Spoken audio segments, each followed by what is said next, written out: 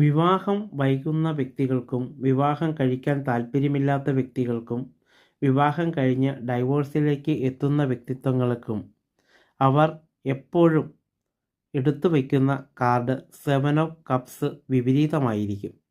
ഈ വീഡിയോ നിങ്ങൾ കാണുന്നുണ്ടെങ്കിൽ തീർച്ചയായും റിലേഷൻഷിപ്പുകൾ നിങ്ങൾക്ക് തുടർച്ച കുറവായിട്ടാണ് അനുഭവപ്പെടുന്നത്.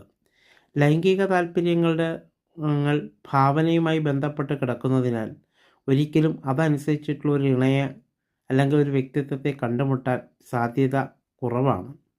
അമിതമായ സ്വയംഭോഗശീലവും ഭാവനപരമായി ഉണ്ടാകുമ്പോൾ ആരോഗ്യപരമായി ഇണയുമായിട്ടുള്ള ബന്ധങ്ങളുടെ പൊരുത്തക്കേട് സംഭവിക്കുന്നു.